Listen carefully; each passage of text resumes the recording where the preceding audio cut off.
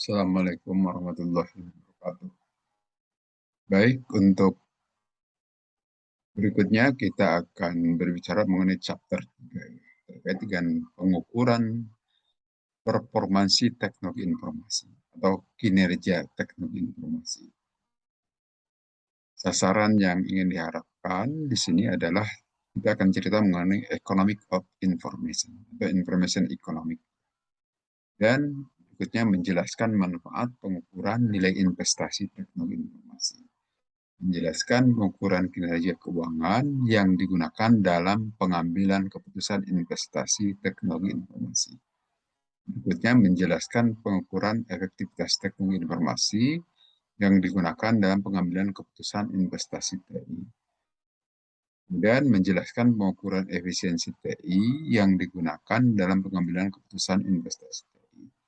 Dan seterusnya menjelaskan beberapa kategori biaya yang harus dipertimbangkan dalam investasi TI.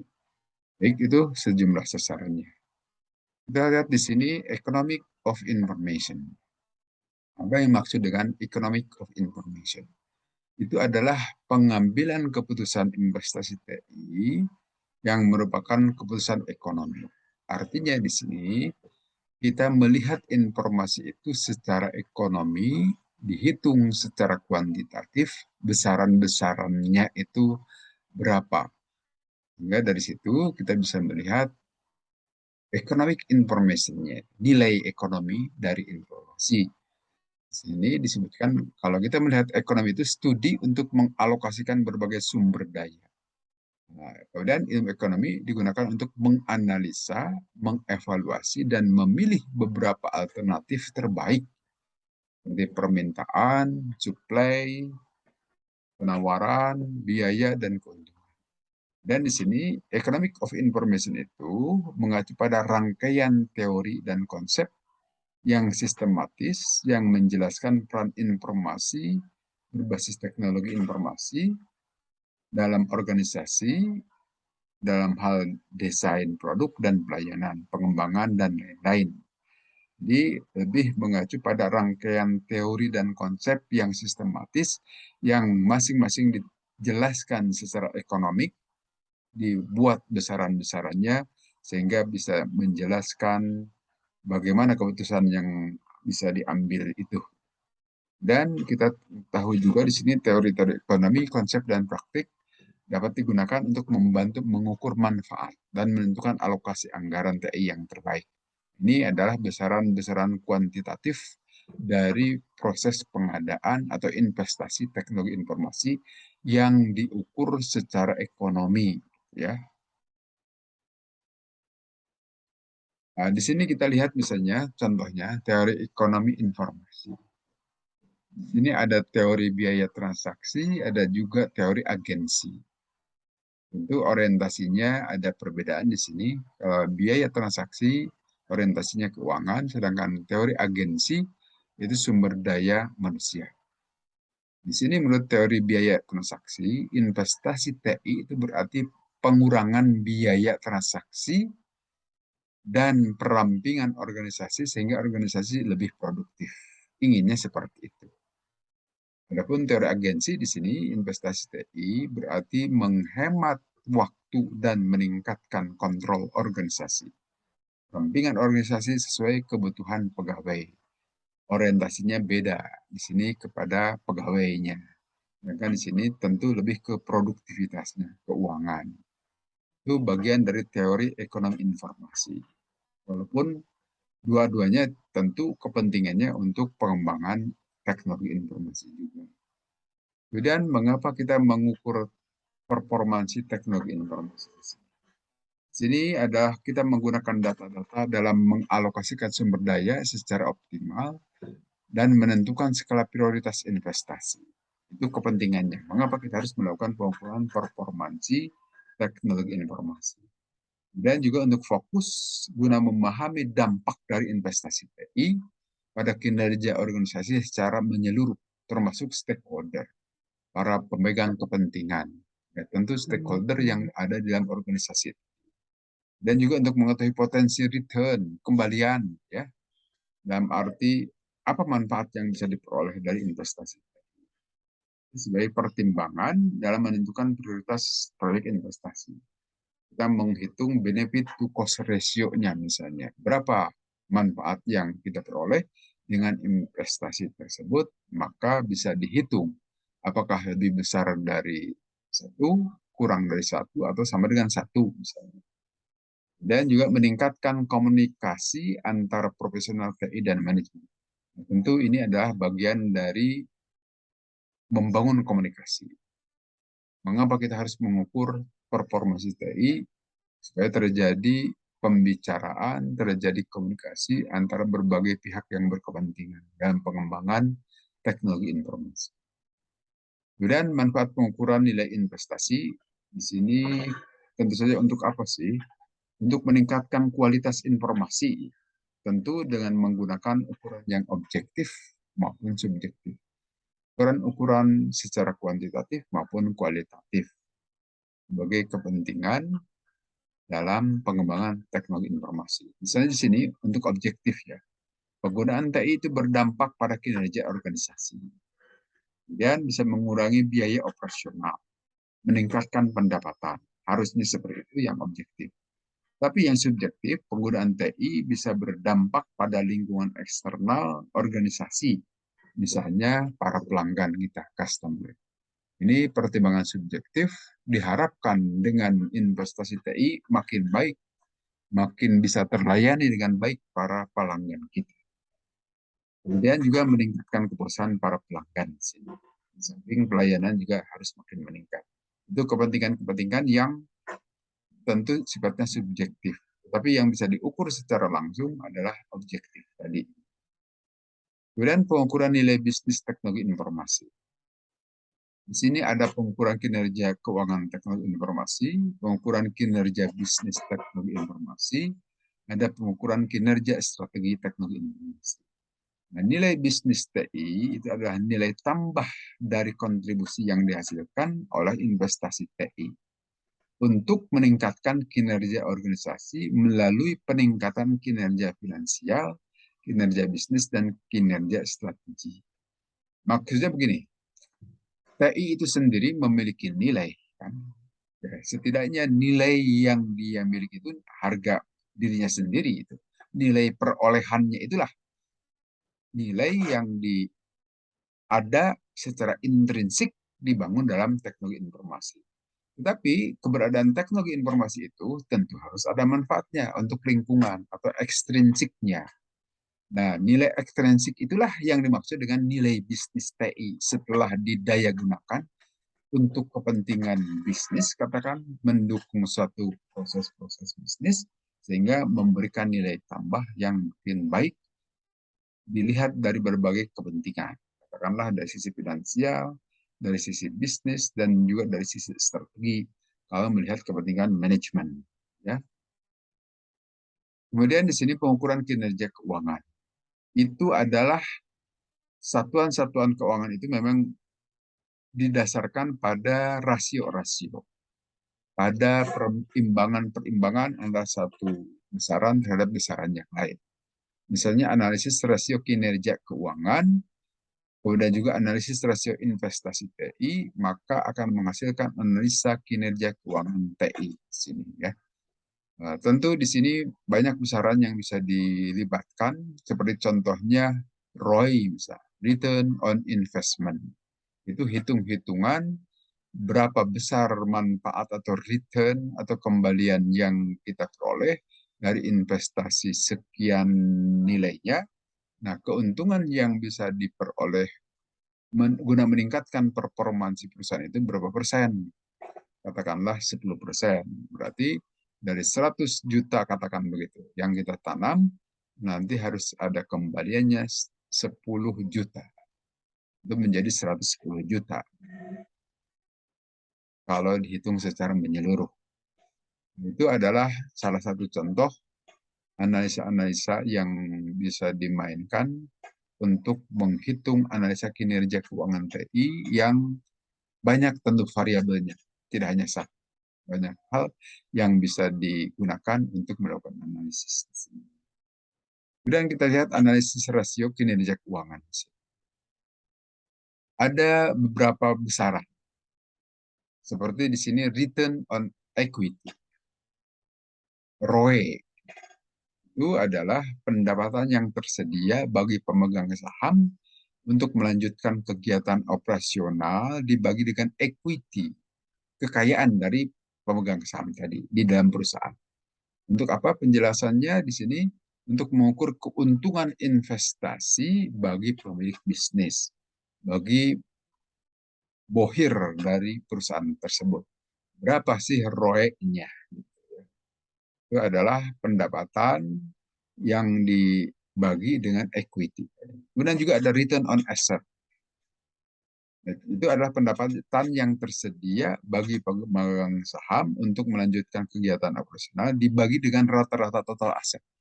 Total aset perusahaan itu berapa, kemudian pendapatan yang diperoleh berapa dibagi menjadi ROA, return on asset, mengukur keuntungan dan efisiensi pemanfaatan aset. Kemudian ada satuan yang terkait dengan pengukuran efisiensi. Di sini salah satunya misalnya sales by total asset. Jadi penjualan bersih dibagi dengan rata-rata total aset. Itu menjadi satuan yang bisa digunakan untuk mengukur sales by total asset. Itu tujuannya tentu saja untuk mengukur efisiensi pemanfaatan aset yang digunakan untuk melakukan penjualan. Kemudian analisa rasio investasi TI di sini. Banyak hal di sini. Yang pertama adalah anggaran TI sebagai persentase pendapatan. Bagaimana anggaran yang dicadangkan untuk pengadaan teknologi informasi dibandingkan dengan pendapatan tahun ini, misalnya, berapa persen? Dan yang keduanya adalah nilai pasar dari peralatan TI sebagai persentase pendapatan.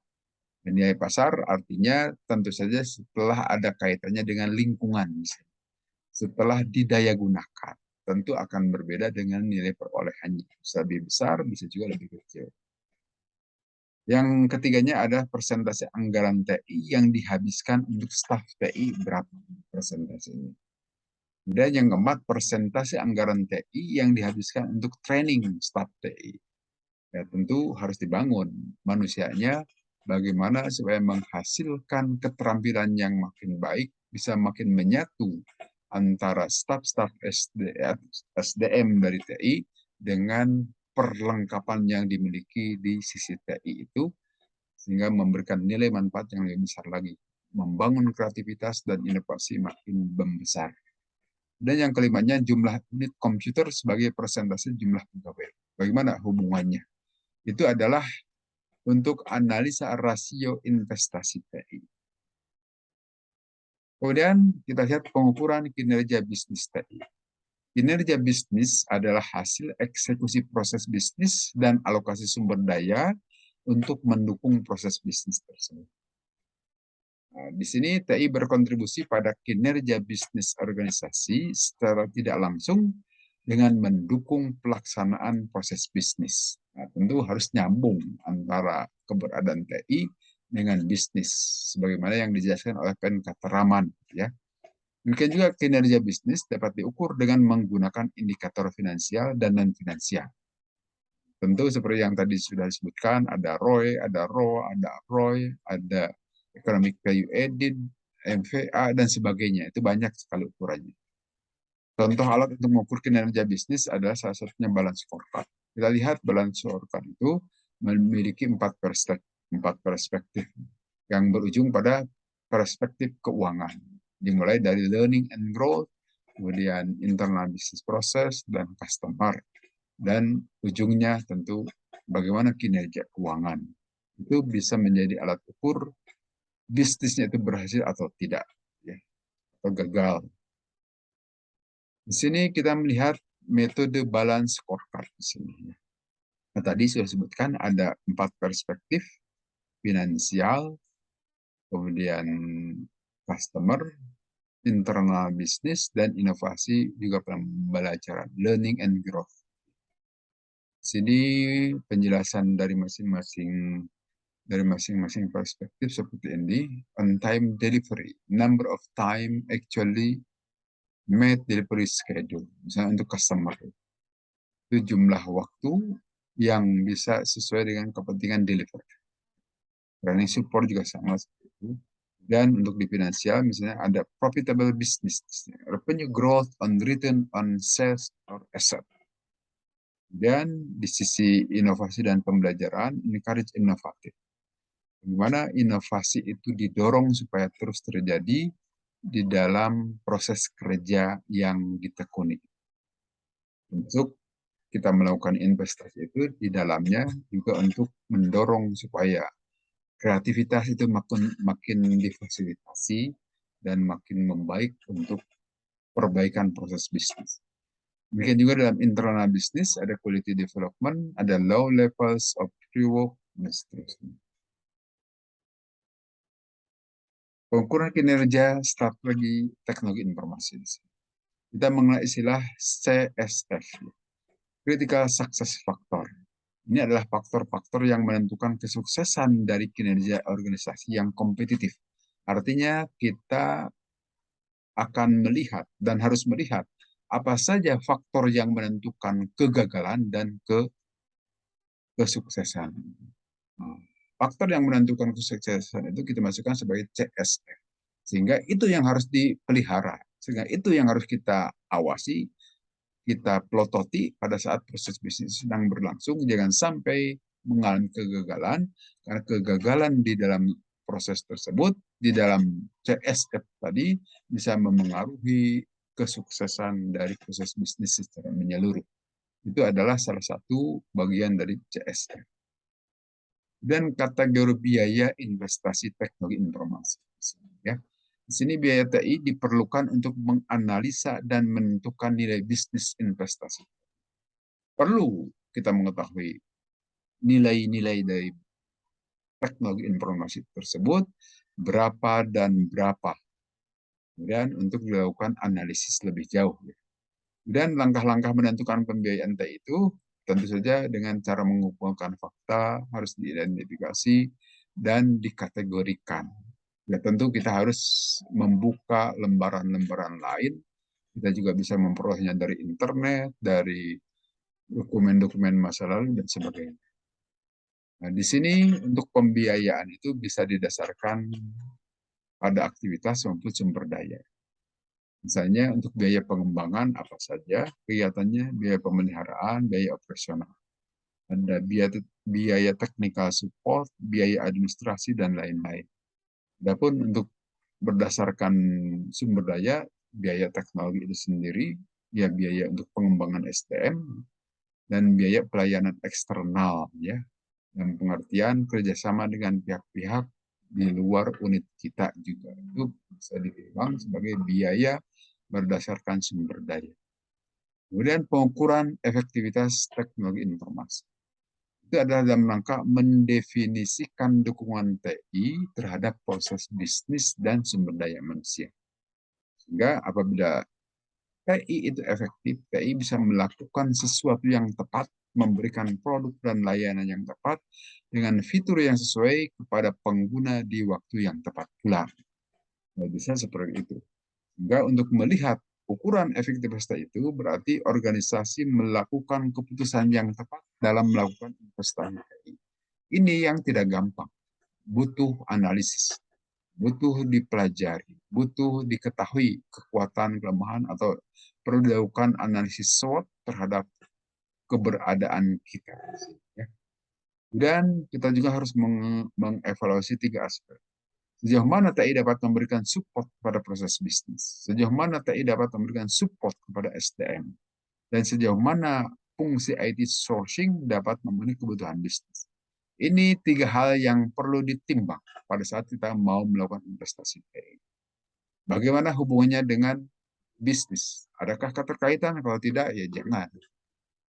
Demikian juga untuk pengembangan SDM, ya, bahwa sumber daya TI ini bisa mengembangkan SDM, menambah kreativitas, menambah kemampuan inovasi, dan seterusnya harus dihubungkan ke sana. Tentu saja juga IT sourcing, sumber-sumber itu dapat memenuhi kebutuhan bisnis. Itu yang lebih penting lagi. Jangan sampai pengadaan TI itu hanya untuk kepentingan teknologi informasi saja. Tentu itu adalah kondisi-kondisi masa lalu. Saat ini tidak bisa lagi seperti itu. Dan evaluasi terhadap bisnis di sini. Evaluasi terhadap bisnis misalnya mengidentifikasi proses-proses bisnis yang dilakukan oleh organisasi beserta komunitas. Di sini menggunakan Porter Value Chain Model. Nah, tentu saja ini pernah dipelajari di S1 ya. Ada 5 kekuatan bisnis dari Porter untuk menghadapi persaingan. Misalnya bargaining power of supply chain gitu kan, atau supplier maksudnya. Mungkin juga bargaining position of customer dan sebagainya. Kemudian para pesaing dan yang lain-lainnya itu adalah sesuatu yang perlu dipelajari, harus dikenali sehingga kita mengerti bahwa kita harus memperlakukan mereka dalam posisi yang pas dan mengidentifikasi jenis kategori TI. Ya, tentu saja ini kita harus bekerja juga dengan pendapat atau para ahli dengan menggunakan metode Delphi misalnya ya. Dan membuat metrik proses bisnis dan tipe TI. Di sini menentukan proses bisnis yang mana yang seharusnya didukung oleh TI. Nah, tentu di sini kita harus kerjasama dengan orang-orang bisnis di lapangan. Mana saja yang butuh dukungan dari teknologi informasi, mana yang tidak. Tentu seperti kita ketahui, sistem informasi itu tidak selamanya otomatis. Tidak selamanya harus berbasiskan teknologi informasi. Tapi ada juga yang harus berbasiskan teknologi informasi, ada juga yang bisa dilakukan secara manual atau gabungan keduanya, manual dan teknologi informasi. Nah, untuk menentukan, apalagi kalau anggaran kita terbatas, kita bisa memilih bagian mana yang harus didukung oleh keberadaan teknologi informasi dari bisnis tersebut. Dan juga menghitung rasio dari aktual aplikasi terhadap potensial aplikasi dalam metrik. Tentu di sini melaksanakan assessment. Kita harus menaksir ya terhadap cakupan teknologi informasi dan menentukan proses bisnis yang mana yang memerlukan cakupan teknologi. Seperti tadi dijelaskan, tentu tidak semuanya perlu dilengkapi dengan teknologi informasi, tapi bisa juga dilakukan secara manual walaupun itu bagian dari aliran sistem informasi. Dan matrik proses bisnis di sini. Di sini ada home infrastructure ya. Nah, kemudian ada procurement pengadaan di sini, ada operation yaitu operasinya di sini. Kemudian ada tipe-tipe dari teknologi informasi, proses improvement, renewal, eksperimen, dan transformation.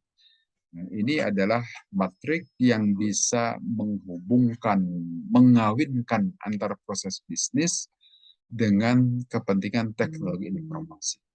Dari sisi infrastrukturnya untuk kepentingan apa saja misalnya, atau tipe-tipe apa saja TI yang dibutuhkan, perbaikan proses, pembaharuan, dan sebagainya, tentu di sini kita harus diskusi, tidak bisa sendiri. Kita harus membentuk tim sehingga bisa terselesaikan dengan baik. Ya tentu bisa saja ini diskusinya itu sampai panas kan. Artinya bisa saja suka terjadi semacam ego sektoral di masing-masing pihak, baik di pihak bisnis maupun di pihak teknologi informasi. Kan itu diskusi bisa dilakukan dengan baik dan tentu saja harus disepakati di akhirnya, jangan sampai diskusi hanya sekedar gontok-gontokan, tetapi tentu untuk mencapai kesepakatan. Itu yang penting. Kemudian ukuran efektivitas TI dalam mendukung proses bisnis. Tentu di sini harus menentukan coverage-nya di sini. Cakupan TI ke dalam manajemen proses bisnis. Kemudian untuk mengukur efektivitasnya, aplikasi aktual TI itu sebagai persentase dari potensial tipe TI. Itu ini yang harus diperhatikan juga ya.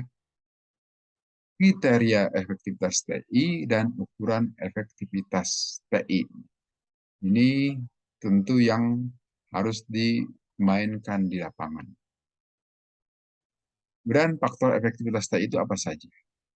Di sini faktor-faktor yang dapat digunakan untuk mengidentifikasi kriteria efektivitas dan ukuran efektivitas itu banyak tentu saja.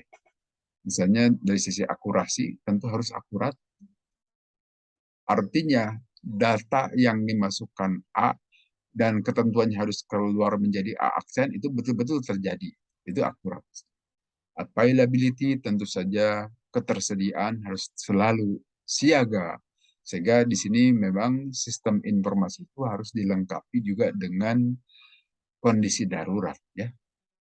Dalam kondisi-kondisi tertentu bisa saja ada gangguan sehingga harus ada backup, harus disiapkan. Kemudian comprehensibility, ya kekomprehensifan juga itu menjadi ukuran efektivitas TI. Lengkap gitu loh. Coverage-nya juga harus jelas, fleksibilitasnya juga demikian, kapan dan di mana saja tetap bisa digunakan. Instability, nah ini kaitan bagaimana kestabilannya ya. Kestabilan dari sistem tadi, katakanlah sekarang dimasukkan input A, ketentuannya harus keluar A aksen, betul itu tetap stabil begitu ya, jangan sampai menjadi B misalnya, tetap harus menjadi A aksen. Integrity, datanya juga bisa terpercaya, yang dikeluarkan dari sistem itu benar melalui proses yang seharusnya. Learnability ya harus bisa dipelajari, maintainability harus bisa dipelihara juga, manageability di sini tentu harus bisa dikelola juga ya. Operability ya tentu harus bisa dioperasikan, portability juga itu sifatnya portable, bisa kapan saja, dekat dengan fleksibel tadi. Reliability itu handalannya tentu harus bisa dihandalkan bahwa output dari sistem ini bisa digunakan sebagai input bagi proses berikutnya dan seterusnya. Handal. Reparability bisa direparasi, diperbaiki kalau terjadi kerusakan dalam waktu yang sesingkat-singkatnya. Bisa. Responsiveness juga responsif. Kalau dimasukkan inputnya bukan A tetapi B, tentu saja harus keluarnya B aksen dan seterusnya. Reusability bisa digunakan ulang gitu ya, bisa didaur ulang. Robustness juga sama. Di sini adalah kekar dalam arti bisa diandalkan. Security tentu saja keamanannya juga bisa diandalkan ya. Testability bisa diuji kapan saja, understandability bisa dipahami dengan baik, dan user friendliness tentu saja itu adalah kemudahan di dalam penggunaannya. Banyak kriteria ini, dan ini bisa menjadi acuan untuk menjadi penentu keefektivitasan TI, termasuk dalam pengadaan investasi. Dan evaluasi terhadap SDM. Nah, ini kita bisa melihatnya identifikasi kapabilitas TI misalnya. Kapabilitas TI di sini adalah segala sesuatu atau apapun yang dapat dicapai oleh TI, oleh teknologi informasi. Dan yang berikutnya mendefinisikan kriteria efektivitas untuk semua kapabilitas TI dan mengembangkan ukuran kriteria efektivitas tadi. Ya, kita bisa mengacu kepada ukuran-ukuran yang telah dijelaskan sebelumnya ya. Dan ukuran efektivitas TI bagi SDM. Nah, di sini tadi kita memiliki sejumlah kriteria di atas. Tetapi terkait dengan SDM, ini beberapa hal saja. Misalnya reliability ya, handal aplikasi TI itu. Itu waktu rata-rata antara kegagalan dan perbaikan paling tidak dalam 100 jam operasi. Ini berarti cukup efektif TI bagi para pengelolanya, bagi operator dan sebagainya. Dan reliability, kehandalan informasinya bisa diandalkan untuk dideliver ke pihak lain. Persen data tepat dari total data yang ada itu harus jelas berapa persen. Berarti katakanlah 99% itu handal. Accessibility tentu kemudahan untuk mengakses ya. Kapanpun bisa diakses. Kemudian security, keamanan informasi, dan ini adalah persen dari data aman dari keseluruhannya. Integritasnya bisa diyakinkan. Flexibility tentu adalah fleksibilitas di sini. Waktu yang diperlukan untuk meminta perubahan itu bisa dilakukan kapan saja dan selalu siap. Dan user friendliness ini ya, mudah untuk penggunaannya. Friendly itu yang diharapkan sisi efektivitasnya untuk SDM. Dan evaluasi terhadap IT sourcing. Evaluasi tentang fungsi IT sourcing dapat memberikan produk dan layanan TI yang mendukung proses bisnis. Itu yang diharapkan IT sourcing. Mendukung layanan terhadap proses bisnis. Mungkin dia fokus pada bagian TI dan stakeholder TI yang dapat memenuhi kebutuhan bisnis. Sekali lagi, kebutuhan bisnis. Kemudian langkah-langkahnya mendefinisikan kriteria efektivitas kapabilitas IT sourcing. Sini adalah segala sesuatu atau apapun yang dapat dicapai oleh. Tentu perlu diukur juga kriterianya. Ada ukuran-ukurannya untuk masing-masing. Dan alternatif lain menggunakan metode balance scorecard dengan langkah-langkah seperti ini. Identifikasi fungsi utama bagian TI atau stakeholder. Dan identifikasi tujuan dari masing-masing fungsi. Ukuran efektivitas IT sourcing di sini.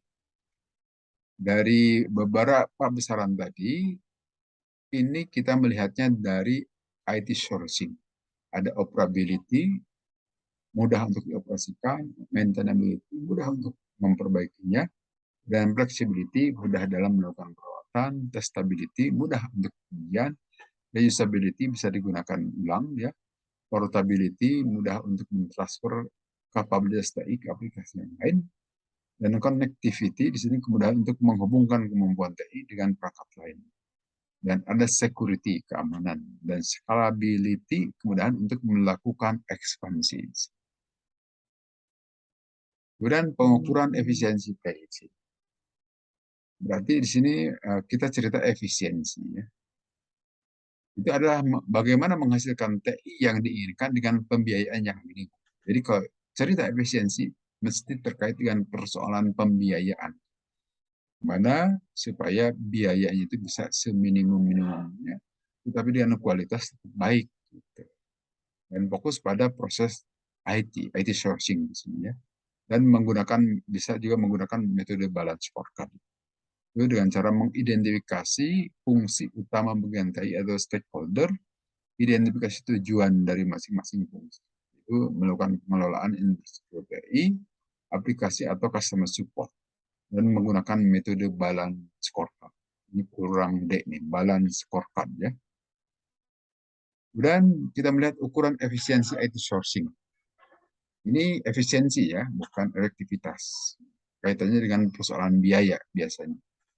Di sini optimalisasi biaya, besaran biaya aplikasi, besaran biaya pengolahan, biaya data center, biaya pendapatan di sini ya. Dan optimalisasi pemanfaatan aset, besaran biaya operasional, optimalisasi staf, di sini besaran biaya tenaga ahli, metode penguasaan pendekatan teknik atau alat, dan waktu pelaksanaan. Tentu ini juga perlu lihat pemeliharaannya. Ya. Saya kira demikian barangkali untuk penjelasan kali ini. Terima kasih. Assalamualaikum warahmatullahi wabarakatuh.